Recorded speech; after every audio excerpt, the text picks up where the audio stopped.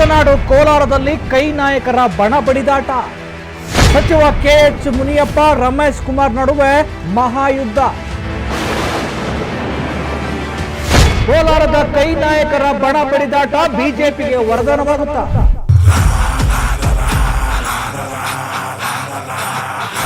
ಕೋಲಾರ ಕೈ ಟಿಕೆಟ್ ಕೋಲಾಹಲ ವಿಶೇಷ ರಾಜಕೀಯ ವಿಶ್ಲೇಷಣಾ ಕಾರ್ಯಕ್ರಮಕ್ಕೆ ಸ್ವಾಗತ.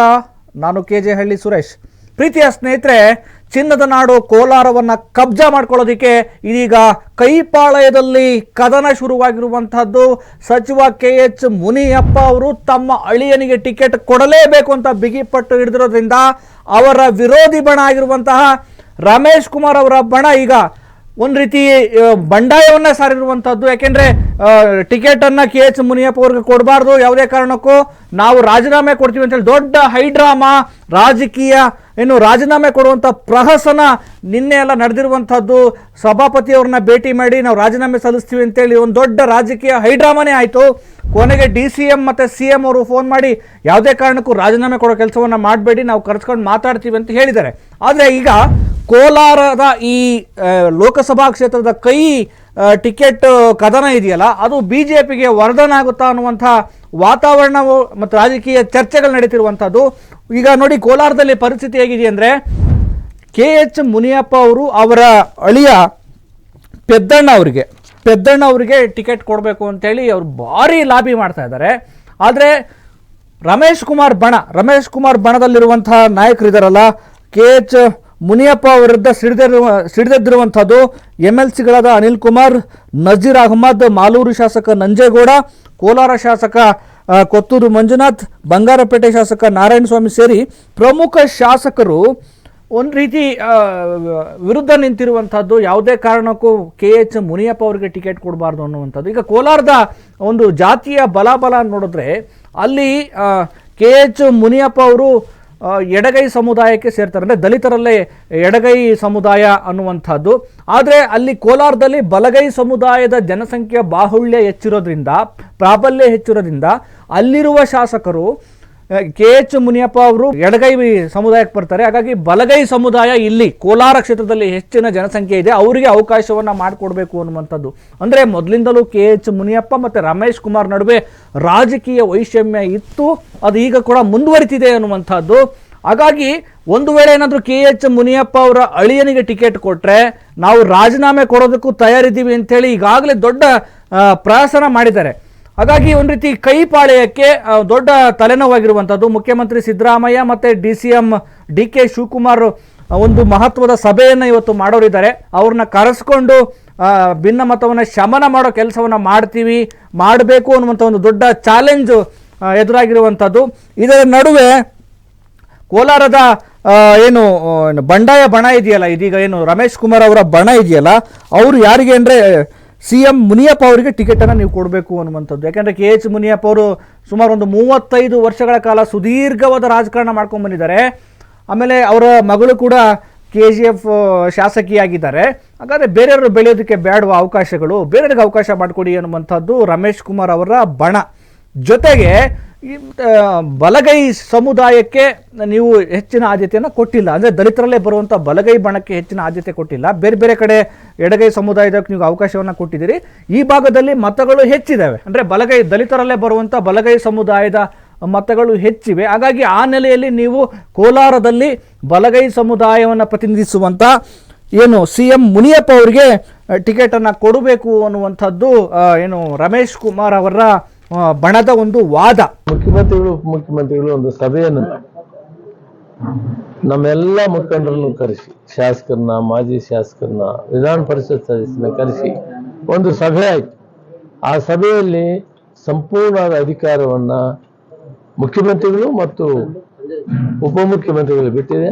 ಹೈಕಮಾಂಡ್ ತೀರ್ಮಾನಕ್ಕೆ ನಾವು ಬದ್ಧವಾಗಿರ್ತೀವಿ ಅಂತ ಒಟ್ಟಾರೆ ಒಂದು ತೀರ್ಮಾನಕ್ಕೆ ಬಂದವು. ಆ ಸಭೆಯಲ್ಲಿ ರಮೇಶ್ ಕುಮಾರ್ ಅವರಿದ್ದರು, ಮಂತ್ರಿಗಳಾದಂಥ ಭಾರತಿ ಸುರೇಶ್ ಇದ್ರು, ಡಾಕ್ಟರ್ ಸುಧಾಕರ್ ಇದ್ರು, ಶಾಸಕರಾದಂಥ ಕೊತ್ತೂರು ಮಂಜುವರಿದ್ದರು, ನಂಜೇಗೌಡರಿದ್ದರು, ವಿಧಾನ ಪರಿಷತ್ ಸದಸ್ಯರಾದಂಥ ಅನಿಲ್ ಕುಮಾರ್ ಅವರಿದ್ದರು, ಮತ್ತು ಎಲ್ಲ ಮಾಜಿ ಶಾಸಕರು, ಹಾಲಿಯವರು ಎಲ್ಲರೂ ಕೂಡ ಒಟ್ಟಿಗೆ. ಇಂತಹ ಸಂದರ್ಭದಲ್ಲಿ ನಾವೆಲ್ಲ ನಮ್ಮ ಅಭಿಪ್ರಾಯಗಳು ಹೇಳಿದ್ವಿ. ನಾನು ಒಂದು ಮಾತನ್ನು ಕೇಳಿದೆ ಆ ಸಭೆಯಲ್ಲಿ, ನೋಡಿ ನಾವೆಲ್ಲ ಕೂಡ ಏನಾದರೂ ಅಹಿತಕರ ಘಟನೆಗಳು ನಡೆದಿದ್ರೆ ನಾವೆಲ್ಲ ಮರೆಯೋಣ. ರಾಜ್ಯದಲ್ಲಿ ಕಾಂಗ್ರೆಸ್ ಪಕ್ಷ ಅಧಿಕಾರಕ್ಕೆ ಬರಬೇಕು. 7 ಸಾರಿ ಇಲ್ಲಿ ಗೆದ್ದಿದ್ದೇನೆ ನಾನು. ಒಂದು ವೇಳೆ ತ್ರಿಕೋಣ ಸ್ಪರ್ಧೆ ಇಲ್ಲದೆ ಇರೋದ್ರಿಂದ ನಾನು ಸೋತಿದ್ದೇನೆ. ಭಿನ್ನಾಭಿಪ್ರಾಯ ಮರೆತು ನನಗೊಂದು ಅವಕಾಶವನ್ನು ಮಾಡಿಕೊಡಿ. ನಾನು ಸೋಲನ್ನೇ ಕಾಣದೇ ಇರೋನು ಸೋಲ್ಕೊಂಡಿದ್ದೇನೆ. ಈ ಸೀಟನ್ನು ಗೆಲ್ಲಬೇಕಾದ್ರೆ ನಮ್ಮ ಕುಟುಂಬಕ್ಕೆ ಕರಬೇಕು ಅಂತ ಮನವಿ ಮಾಡಿದೆ. ಅವರು ಅವರದೇ ಆದಂಥ ವಿಚಾರಗಳನ್ನು ಹೇಳಿ, ಒಟ್ಟಾರೆ ನಾವು ಹೈಕಮಾಂಡ್ಗೆ ಬಿಡ್ತೇವೆ, ಅವರೇನು ತೀರ್ಮಾನ ತಗೊಂಡ್ರೆ ಅದಕ್ಕೆ ಬದ್ಧವಾಗಿರ್ತೀವಿ ಅಂತ ಕಡೆ ಮಾತನ್ನು ಕೂಡ ಹೇಳಿದ್ದೀನಿ. ಸನ್ಮಾನ್ಯ ರಮೇಶ್ ಕುಮಾರ್ ಮತ್ತು ಅವರ ಸಂಗಡಿಗರು ಕೂಡ ಅದೇ ಮಾತನ್ನೇ ಹೇಳಿದ್ದಾರೆ. ಅದಾದ್ಮೇಲೆ ಇದು ಹೊಸ ಬೆಳವಣಿಗೆ ಆಗಿದೆ. ಈ ಬೆಳವಣಿಗೆಯಲ್ಲಿ ನಂದೇನು ಗೊತ್ತಿಲ್ಲ. ನಾನು ಒಂದೇ ಮಾತು ಹೇಳ್ತೇನೆ, ಇಷ್ಟೆಲ್ಲ ಆದರೂ ಕೂಡ ಹೈಕಮಾಂಡ್ ಏನು ತೀರ್ಮಾನ ಮಾಡ್ತದೆ ಅದಕ್ಕೆ ನಾನು ಬದ್ಧವಾಗಿರ್ತೀನಿ. ಜೊತೆಗೆ ಈ ಒಂದು ವಾದ ಎಲ್ಲಿಗೆ ಮುಟ್ಟುತ್ತೆ ಅನ್ನುವಂಥದ್ದನ್ನ ನೋಡಬೇಕಾಗಿದೆ. ಇದಲ್ಲದೆ ಏನಾದರೂ ಟಿಕೆಟನ್ನು ಕೊಡದೇ ಇದ್ದರೆ ನಾವು ಏನು ಬೇಕಾದ್ರೂ ಮಾಡೋದಕ್ಕೆ ತಯಾರಿದ್ದೀವಿ, ರಾಜೀನಾಮೆ ಕೊಡ್ತೀವಿ ಅಂತೇಳಿ ಇದು ಒಂದು ರೀತಿ ಒಳೆಟು ಕಾಂಗ್ರೆಸ್ಗೆ. ಇದನ್ನು ಹೆಂಗೆ ಬಗೆಹರಿಸುತ್ತೆ, ಯಾವ ರೀತಿ ಇದನ್ನು ತೆಗೆದುಕೊಂಡು ಹೋಗುತ್ತೆ ಅಂತ ನೋಡಬೇಕು. ಆಮೇಲೆ ಇವರು KH ಮುನಿಯಪ್ಪ ಅವರು ಈ ಏನು ಎಡಗೈ ಸಮುದಾಯಕ್ಕೆ ಏನು ಅವಕಾಶವನ್ನು ಮಾಡಿಕೊಟ್ಟಿದ್ದಾರೆ. ಸುಮಾರು ಒಂದು 35 ವರ್ಷಗಳ ಕಾಲ ಸುದೀರ್ಘವಾದ ರಾಜಕಾರಣ ಮಾಡಿರುವಂಥ ಈ KH ಮುನಿಯಪ್ಪ ಅವರು ದಲಿತ ಸಮುದಾಯಕ್ಕೆ ಕೊಟ್ಟಿರುವ ಕೊಡುಗೆ ಏನು ಅನ್ನುವಂಥದ್ದು ದಲಿತ ಸಮುದಾಯದ ನಾಯಕರುಗಳ ಪ್ರಶ್ನೆ. ಏನು ಕೊಟ್ಟಿದ್ದೀರಿ ಈಗ? ಏನು ರಾಜಕಾರಣ ಮತ್ತು ದಲಿತರಲ್ಲೇ ರಾಜಕಾರಣ ಅಧಿಕಾರ ಯಾರಿಗೆ ಕೊಡಬೇಕು ಅಂದಾಗ ಬಂದಾಗ ನೀವು ಇಲ್ಲಿ ಎಡಗೈ ಮತ್ತು ಬಲಗೈ ಅಂತೀರಿ. ಆದರೆ ನೀವು ದಲಿತ ಸಮುದಾಯಕ್ಕೆ ನೀವು ಇಷ್ಟು ವರ್ಷ ರಾಜಕಾರಣ ಮಾಡ್ಕೊಂಬಂದಾಗ ಏನು ಕೊಟ್ಟಿದ್ದೀರಿ ಅನ್ನೋದು ಪ್ರಶ್ನೆ.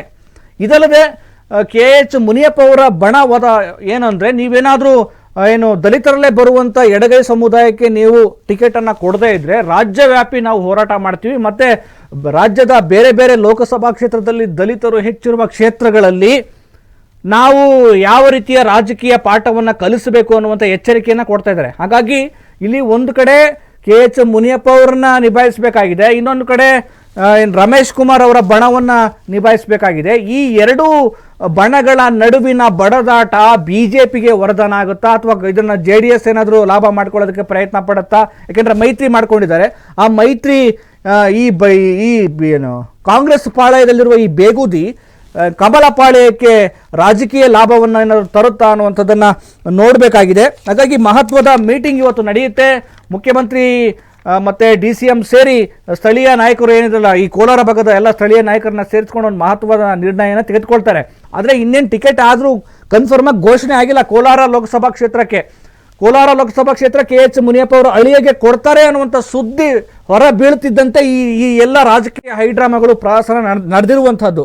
ಅಧಿಕೃತವಾಗಿ ಟಿಕೆಟ್ ಯಾರಿಗೆ ಘೋಷಣೆ ಆಗುತ್ತೆ ಅನ್ನೋದ್ರ ಮೇಲೆ ಮತ್ತಷ್ಟು ಕೋಲಾರ ಲೋಕಸಭಾ ಕ್ಷೇತ್ರದ ಕಾಂಗ್ರೆಸ್ ಏನು ಕದನ ಯಾವ ರೀತಿ ಸ್ವರೂಪ ಪಡೆದುಕೊಳ್ಳುತ್ತೆ ಅಂತ ನೋಡಬೇಕಾಗತ್ತೆ. ಇನ್ನು ರಮೇಶ್ ಕುಮಾರ್ ಬಣ ಬೇಜಾರಾಗಿರೋದು ಯಾಕೆ ಅಂದರೆ, AICC ಅಧ್ಯಕ್ಷರಾಗಿರುವಂಥ ಮಲ್ಲಿಕಾರ್ಜುನ ಖರ್ಗೆ ಅವರು ಸ್ಥಳೀಯ ನಾಯಕರಾಗಿರುವಂಥ ನಮ್ಮನ್ನು ಕರೆಸ್ಕೊಂಡು ಯಾರಿಗೆ ಟಿಕೆಟನ್ನು ಕೊಡಬೇಕು ಮತ್ತು ಏನು ಸಮಸ್ಯೆ ನಮ್ಮ ಅಳಲನ್ನು ಕೇಳೋ ಪ್ರಯತ್ನವನ್ನು ಮಾಡಿಲ್ಲ. ಅವರಿಗೆ KH ಮುನಿಯಪ್ಪ ಅಷ್ಟೇ ಬೇಕಾಗಿದೆ ಅಂತೇಳಿ ತಮ್ಮ ಅಸಮಾಧಾನವನ್ನು ಹೊರಹಾಕಿದ್ದಾರೆ. ಕಾದ್ ನೋಡೋಣ ಕೋಲಾರ ಕ್ಷೇತ್ರ ಕೈ ಕದನದ ಈ ಎರಡು ಬಣಗಳ ಬಡಿದಾಟದಲ್ಲಿ ಯಾರ ಪಾಲಾಗುತ್ತೆ. ಆ ಪಾಲಾಗುವುದರ ಪರಿಣಾಮವಾಗಿ ವಿರೋಧಿ ಬಣಗಳು ಏನೆಲ್ಲ ಏನು ಕ್ರಮಗಳನ್ನು ತೆಗೆದುಕೊಳ್ತವೆ, ಇದರ ಲಾಭವನ್ನು ಯಾರು ಪಡ್ಕೊಳ್ತಾರೆ ಅಂತೇಳಿ ನಾವು ಚುನಾವಣೆವರೆಗೂ ಕಾದು ನೋಡಬೇಕು. ಮತ್ತೊಂದು ವಿಶೇಷ ಸ್ಟೋರಿಯೊಂದಿಗೆ ಹಾಜರಾಗ್ತೀನಿ. ನಮಸ್ಕಾರ.